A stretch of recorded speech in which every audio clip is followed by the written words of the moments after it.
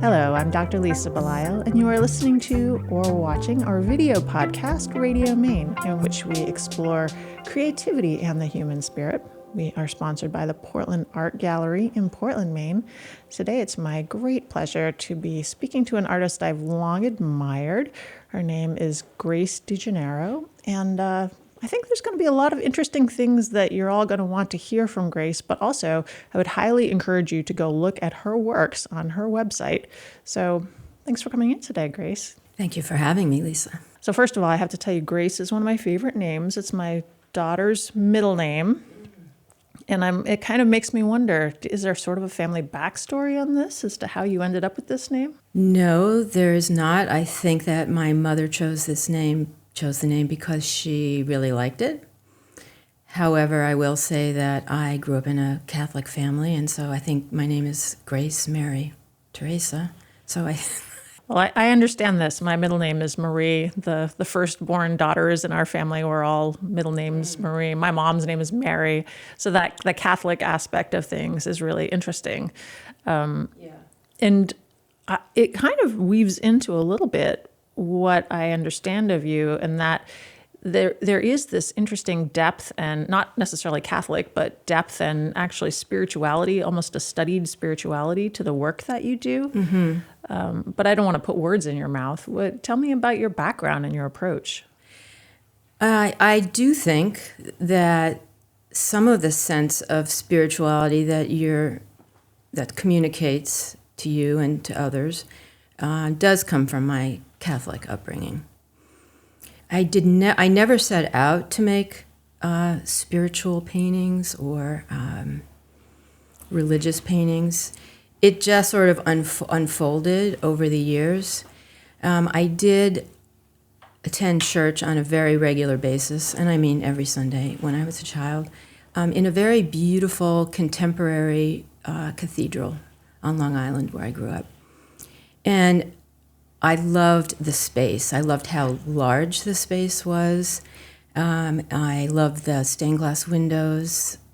You know, there was a beautiful choir and an organ. And I actually, as a very young child, maybe 9, 10 years old, would bike down to this church in the village where I grew up. And, you could just open the door and go in. And I used to just like to sit in the space. It was so quiet. I really loved the rituals of the church, the smells of the incense, and I loved all the stories. And it feeds in. Although I'm not a practicing Catholic, I know that it's been very influential on my aesthetic. I love that you're verbalizing the things that you grew up with that still stay with you, because I think that, similar to you, there are many things about the religion that both you and I initially shared in childhood that I have brought forward into my adult life, even though I am not also a practicing Catholic. But I think it speaks to this idea that maybe there's a connection to what we are exposed to when we're younger, and maybe even intergenerationally that we're exposed to that carries through. I would agree with that. I think the reading that I did, in addition to, well, for example, I had several books, right on my table next to my bed growing up, and I would read and reread them. And they were the Old Testament, a children's Bible, Greek myths, Grimm's fairy tales.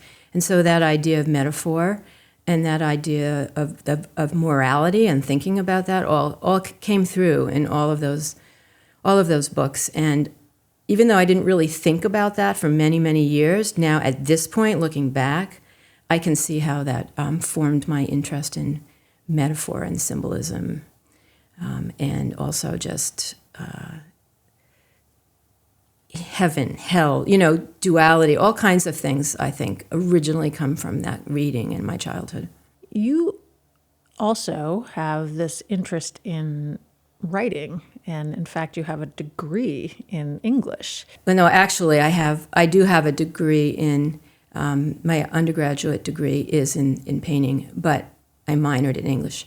I entered college as an English major thinking that I wanted to be a writer. So reading has always been very important to me, and I wanted to be a writer. When I got to college, I chose a college that had a strong English department, but in my back of my mind, I was really interested in the art department. And when I visited the college, Skidmore College, I saw the studios, and I smelled the oil paint, and inside my mind, even though I was saying I was going to be majoring in English, I was thinking, I really want to explore this. I really want to dive into this. And I did, right after I got there. So I did change my major, but minored in English. So some might suggest that those are very different, the writing mind and the artistic mind, but you've interwoven them. I don't consider myself a good writer, and I think one of the things that happened when I got to college was I realized I wasn't a great writer, and I felt much more as if I could communicate with materials. I write my statements, but I often get some help, but I still love reading, and I still feel like reading informs my work, and I do write in a journal a lot, and I do record my dreams, and I have for decades. Talk to me about that. Yeah, so that's sort of, that's kind of my writing. My training at Skidmore College was very perceptual, looking at things and drawing and painting them, and landscape, figure, and I did that for many years. But when I went to graduate school, my goal was to work more abstractly. I didn't really know how to do that, so I began by working from photographs. And then I was studying literature in graduate school also. Then I started to draw images from poetry. And then I realized I actually had my own poetry in these journals that I was keeping. I would record dreams really that had, not just dreams that really had strong images or very strong feelings, and I would often illustrate them. And I began the Dream Journal in 1981, when I was first married. My husband and I got married in our 20s, which was pretty young, early 20s. And I had always been interested in my dreams, but I hadn't really, thought too much about it. And then I had this dream right after I got married that I was having a baby. I was on the operating table. I delivered a baby, but it was a tube of Mars gold paint, not a baby. And Mars is the god of war. And I thought to myself, this is a prophetic dream, probably. This is potent imagery. So I began the journal, and I've been recording dreams ever since then. And so in graduate school, I started to draw images out of my dreams. And so that's how I began to work more abstractly. It's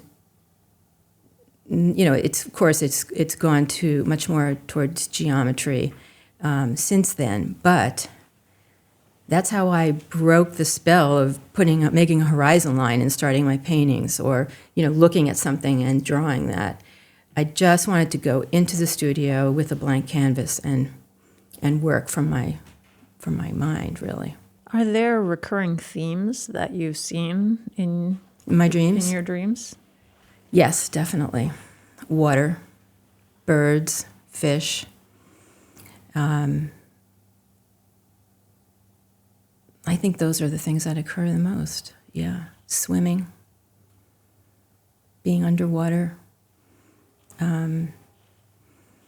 Nothing that I really use directly in my work now. I really feel more like recording dreams in my journal all these years is sort of the bedrock. It's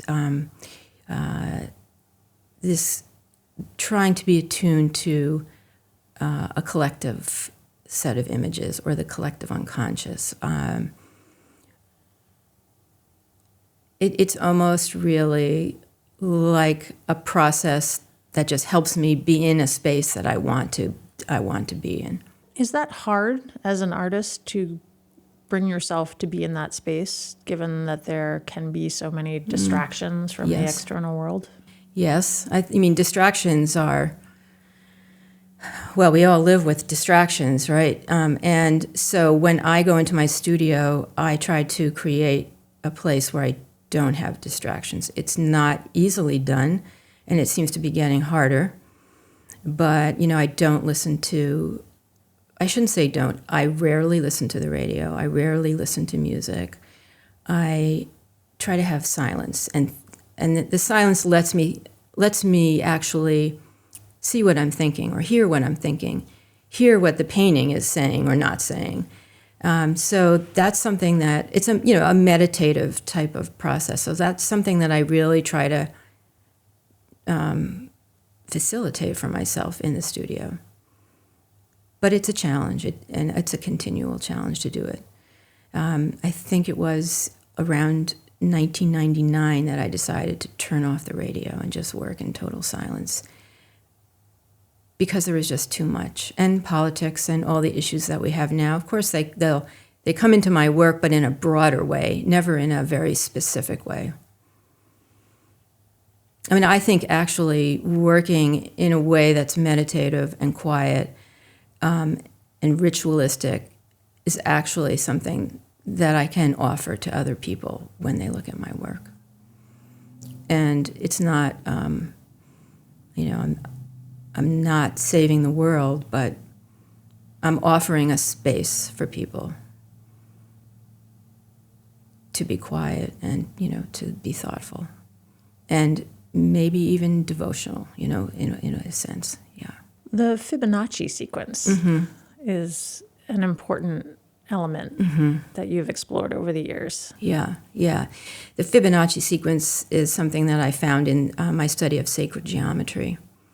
And what's beautiful about it is it's so simple, but it's a growth pattern that's also found in nature. So it's ancient. And it's just, you take two numbers, add them together, 1 and 2 become 3, 3 and 2, 5, 5 and 3, 8, forever.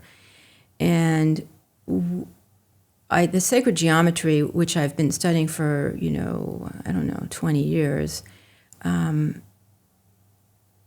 really provides almost like a structure for my work.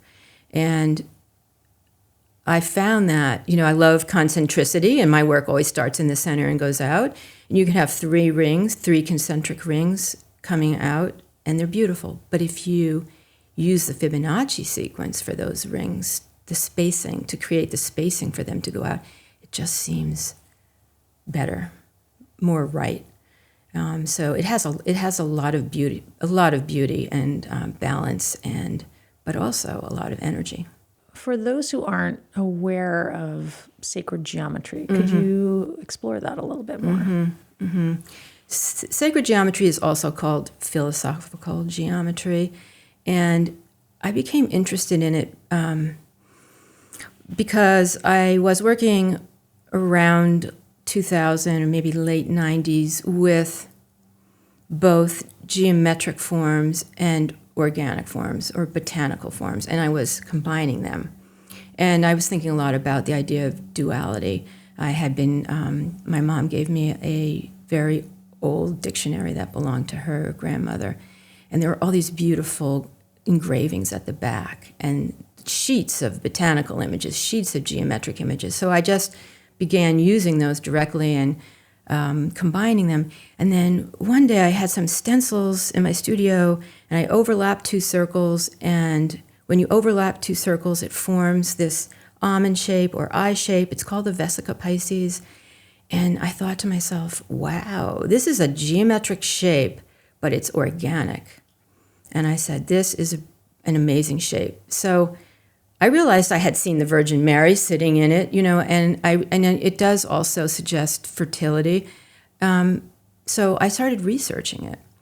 And then I found out it was called the Vesica Pisces. And then I found out that it was something that sacred geometry explored. And I got a workbook on sacred geometry. So I sort of found it, and then it opened up to me. And sacred geometry was like the geometry that I always wanted in high school.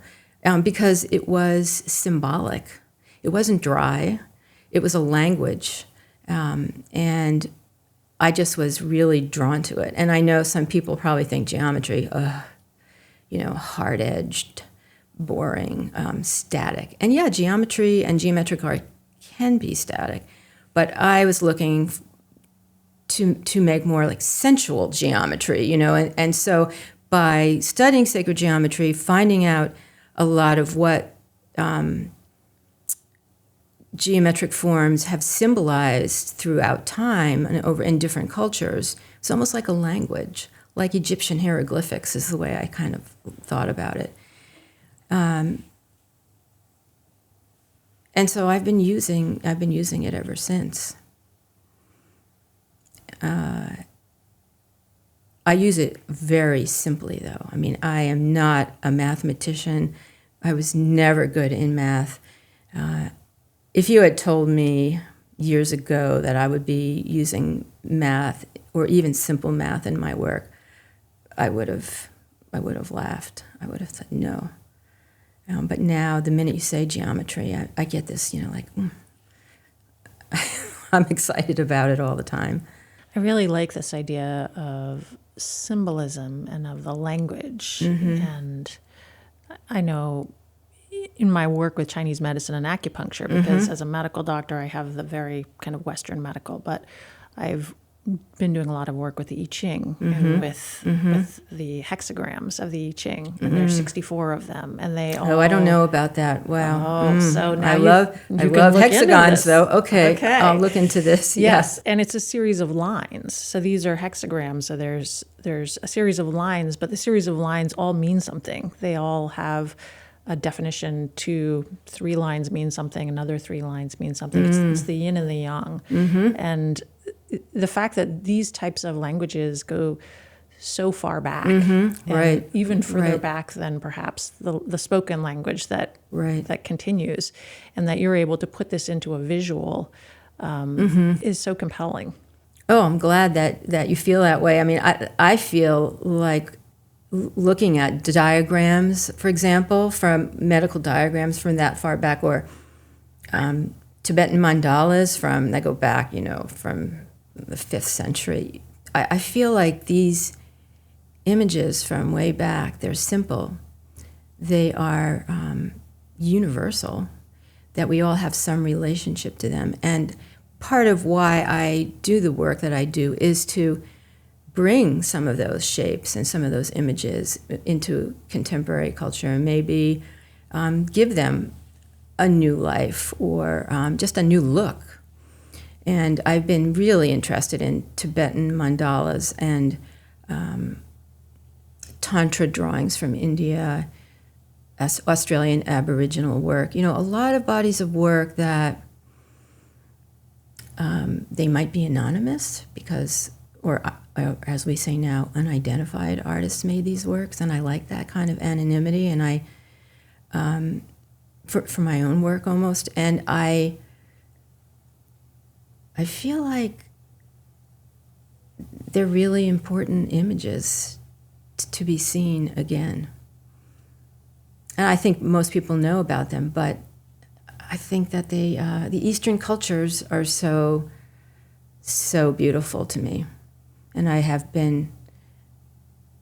they've resonated for me for a long time. But of course, they're not my cultures. So it's just always been this idea of trying to combine Eastern and Western images, since I, obviously grew up in the West. So it's a delicate balance.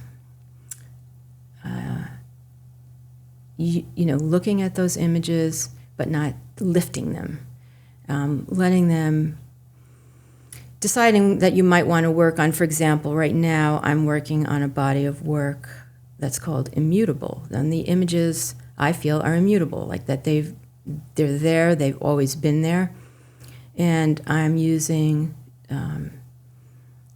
ideas from the Tibetan mandala tradition with blueprints of Western sacred spaces, like a Tempietto in Renaissance Italy, or a Gothic cathedral. And I'm seeing how these spaces, or how these images, are exactly the same. They're the circle and the square, and a central image is at the most important place, and they radiate out. So to me, that's just amazing. That two cultures as different as that could be shaping their sacred spaces with the same the same forms. It almost seems like an understanding of this very foundational commonality could be healing in a way, in a situation where I think we are now, where I think with globalism, we're so much more aware of what is going on in other parts of the world, but there's even kind of a friction and a sense of the othering. But if we could come back to a place where we understand that really there is a lot of commonality, then I think that would be a path forward, perhaps, in a time that otherwise feels very riven with strife. Yeah, I agree. I mean, ideally, I think that would be one way of looking at my work. You were describing to me before we started talking on air about the idea of having your work in context with other works and the power of that. Could you talk to me about that now? Yes, there's actually a couple of exhibitions that I've been in, group exhibitions that I've been in over the past couple of years that have really made me feel as if my work was in a context that I would love it to be seen in, which is not always, easy to see your work in the correct context. The first one was an exhibition at the Tang Teaching Museum at Skidmore College, and the title of the exhibition was Sixfold Symmetry, Pattern and Art in Science. And it was curated by Rachel Seligman, and who was the curator there, and Rachel Rodale, who is a math professor at Skidmore.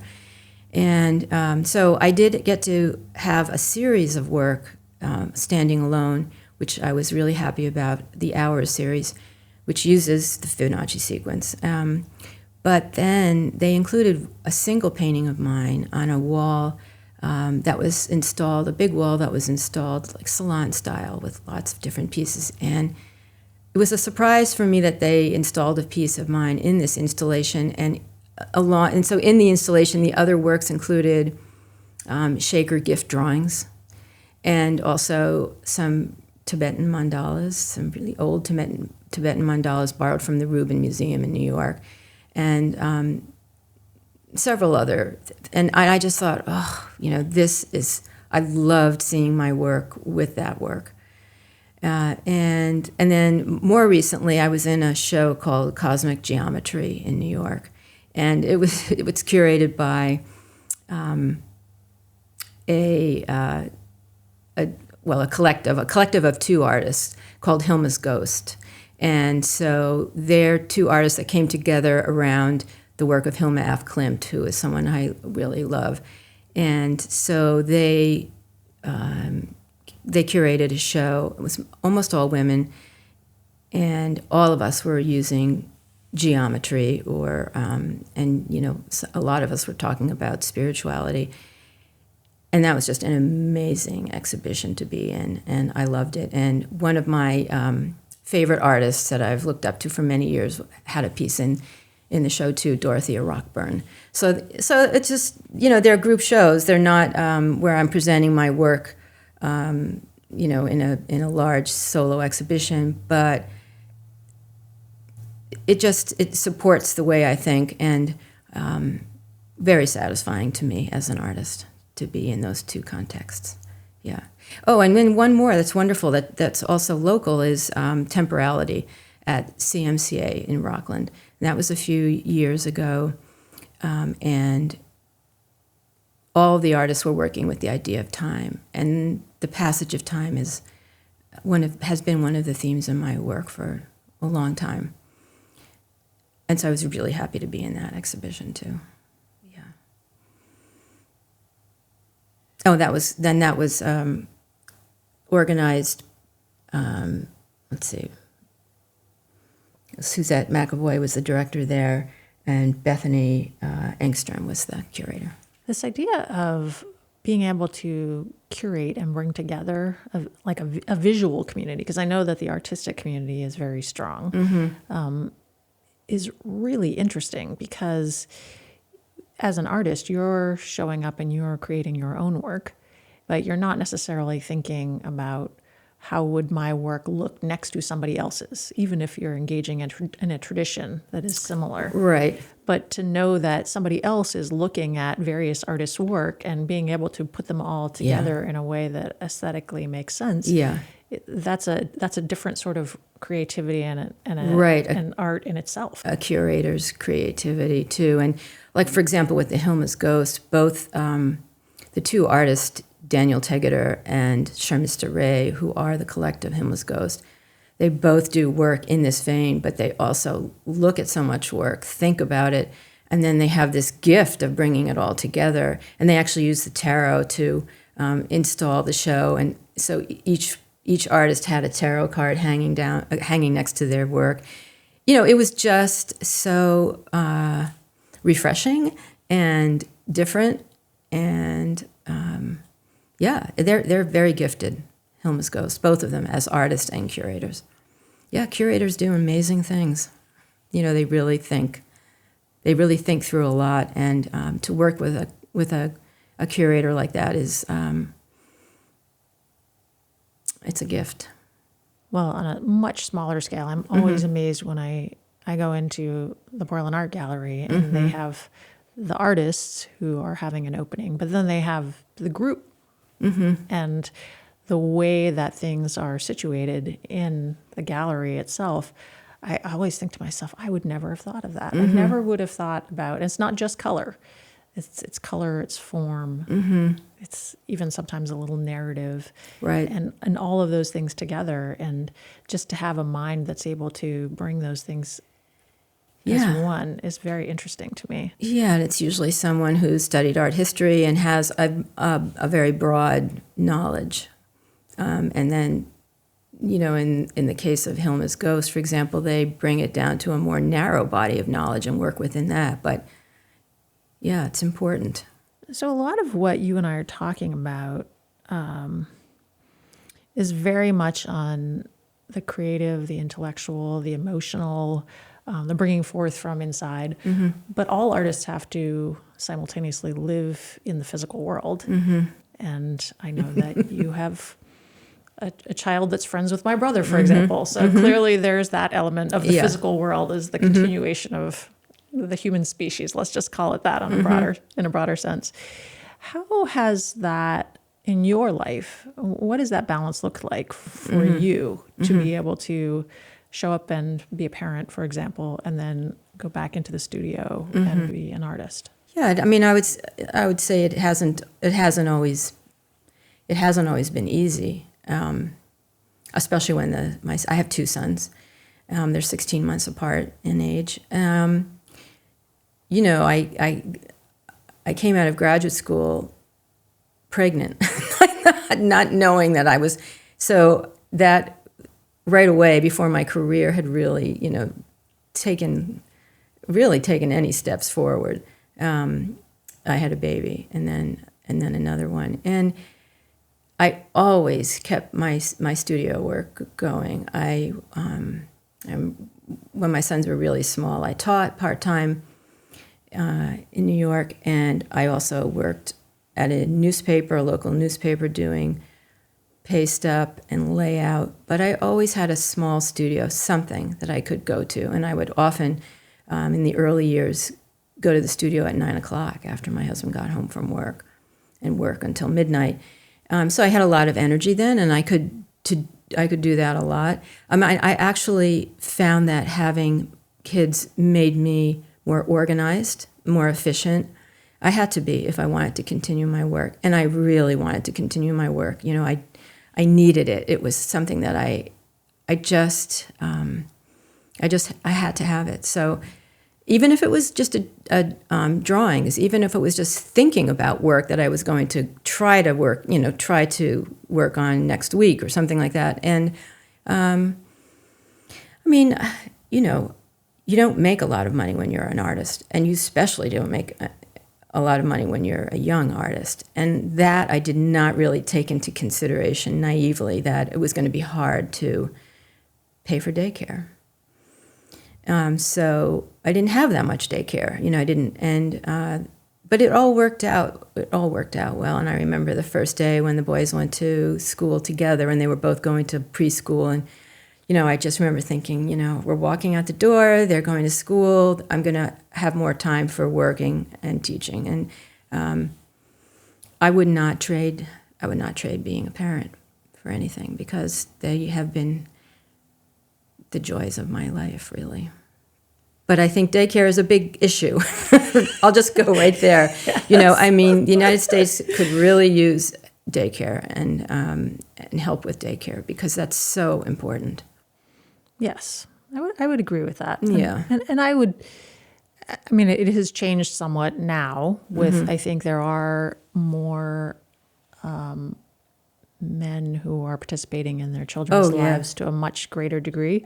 Absolutely. But having gone through myself in a time where I also, in medical school, I had 2 children, and I absolutely understand exactly what you're describing, that you have to be organized, and also you have to maintain a small space for yourself. Yes. And also there was much more of a sense that throughout my career, it was an interweaving of the children and the work. Right. That I didn't have always the same sense that their other parent did. There was much more of a delineation as I get in the car, drive away, come back. And whereas in my work, it was always, I would bring my children to my office, for example, where they'd be, I'd wait till they went to sleep before I was doing my writing. Right. And I don't know that that's gender specific. It just is sort of role specific. But I think I'm glad that things have shifted. So it's not so starkly male and female as it once was. Right.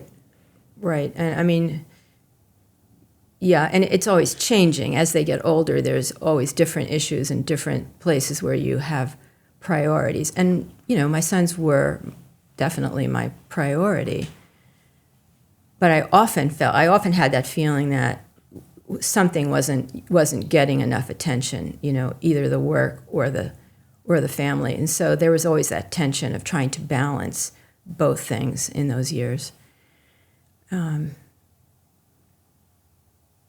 And now I have my mother living near me. She's 97. So now I'm on the other end of of that spectrum. So women do a lot of caregiving. And I do like what you're saying, that there's also a richness to that. There is. There's definitely a richness to it. Yeah. Yeah. And like you, with my children, I would never give up what I'll call the energetic investment that I made in their growing years. And I really feel like that was a privilege to be able to do that, to engage in a way that I think it can be also hard for people who, they tend to be men sometimes, but who are able to more easily separate job from home life, because I feel like there's a missing out that they will often suggest that they've had. Yeah. So I think it can go in many different directions. Yeah, it can.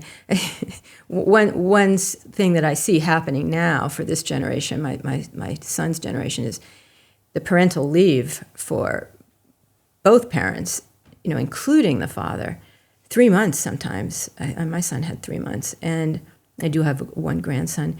And I laugh about it now, but it wasn't funny at the time. But I think my husband went back to work after 24 hours. It wasn't, I think he felt compelled to get back there, and no one was giving him a lot of time. So there's a very, very different way of thinking about that, which is really fantastic. Yes, I would agree with that. And although I feel stronger for having gone through the time where there wasn't parental leave and there wasn't, I feel stronger for it. And also I'm glad that we're doing it differently now, because I think it was not an easy way to be a parent early on. No, I think the expectations at that point were that women could do everything. And it was a lot harder than we anticipated. Another thing that I was interested to learn about was you have a family history of genetic health. A neurological disease, that my father died of. Yeah. Yeah, I think that's another reason that that time is important to me. I always had this very strong connection to the idea of time. even in graduate school, my professor Jane Wilson had said, "Oh, I see this sense of time in your paintings, just with the flurry of brushwork, which is not what I use anymore." But my father died when I was in my late 30s. He was sick for about 10 years before that, and when he became ill, I just realized that time was so precious. I mean, I think we all know that, but I began to think about how I might be able to embed that sense of time in my work. And that's when I started using that single image, like a bead, a bead from a rosary. It's just a circle or a dot of paint, but I thought of it as a bead on a rosary or a prayer bead, and that you would, hold the bead and move to the next one and be really present while you were doing that. And I wanted to try to communicate that in my work. And so for a while, I did paintings with just this single geometric image. I just covered these big canvases with all these. Those were the paintings that were in the temporality show at CMCA. And so that one painting I did that was, 8 by 5 feet of just these beads, starting at the center, using the Fibonacci sequence and growing out and trying to embody this sense of time and how important it is for us all to be aware of it. And I think that idea of even a little bit of urgency and value of what is here now with us is something that maybe is more easily lost if we're not paying attention. Absolutely. And I think actually it's a commitment almost every day with the amount of information coming towards us, to us. It is sometimes hard to be present right now. Yeah, I find it harder. I mean, I do. I see a difference in myself. And so I'm trying to, and I'm wondering about the generation coming up and the younger kids, my grandson, how that will be for him, just always attached to the phone and the computer. It's a different type of life. You and I live in the same town. This was, I came here because my parents lovingly chose this town for me. But you came here because as an adult, you chose to move to Maine. So why is that so? Well, we were living, my husband and the two boys, we were living in New York, outside of the city in Hastings-on-Hudson. And I really loved it there. It was a village on the river. But my husband loves the outdoors. He was working in Manhattan and doing that, in and out on the train. And it just didn't seem sustainable to us. And we thought we would really like to try living someplace more rural. We thought it would be great to raise the boys someplace where they could access the outdoors. My husband loves hiking, skiing, rock climbing. And so we started thinking about it. We looked at Vermont. There really weren't any jobs. And then my husband just got hit by a search firm, and they offered him a job. He's a software person. That's how he started out, and it was here in Portland, and we just thought, let's try it. I mean, we knew we could come back if it didn't work out. It was a really hard change for me because I had never lived any place that was really this rural. I was away from family and friends. I didn't have a job. So it was a tough 2 years, I'd say, first 2 years. But I loved the air and the light and being near the water. I grew up on Long Island, so I love being near the water. And it's so clean, and I always miss New York. We always travel back a lot. My family was there, and of course, New York is a great place to see work. But we thought about going back to New York at one point, and we looked around a little bit, and we said no. So we've been here since 1990. Not Yarmouth, but we've been in Maine since 1990 with 3 years in Boston for another job that he took for a few years. So. Yeah, I mean, and it's thanks to my husband and the hard work that he's done all these years that we have had so much stability, and that we were able to come to such a beautiful place as Maine and live. So I have him to thank for that. Yes, and I want to also make sure, just doubling back on the conversation around raising children, that this idea of partnership is so important, and that even as my experience, like your experience, is this interweaving of parented and the work that we do, the people that are more focused on the external work that brings in more of the money, that's actually very important as well. It's very important. Yes, he's worked really hard. And he's just retiring, actually, probably soon. Although I think he'll always have a bit of a hand in startups. He's very active in the startup community, mentoring. But yeah, it was a good decision, I think. My older son now lives in New York, but he's always wants to come back to Maine. And my younger son lives outside of Boston, but he's here every weekend during the summer, and so they both love Maine, and I think it informed them in a really wonderful way. Well, it's been my pleasure to spend time with you today, Grace. Thank you, Lisa. Thank you for asking so many good questions and drawing me out about my work. I appreciate it. Well, I've long admired your work, and so to be able to actually meet the person behind the work is always such a pleasure for me, and in particular in this case. So I appreciate your taking the time today. Thank you. I'm Dr. Lisa Belisle, and you've been listening to or watching our video podcast, Radio Maine. Today I've been exploring creativity and the human spirit, as we do every week, with artist Grace DeGennaro, and I encourage you to look her up. She certainly is fascinating to me. I suspect she'll be fascinating to anyone who takes the time to learn more about her, and also take the time to learn more about the Portland Art Gallery in Portland, Maine. Grace is not one of our represented artists, but we have many that are wonderful, and we appreciate all the support from the Portland Art Gallery. Grace, thanks for coming in today. Thank you, Lisa.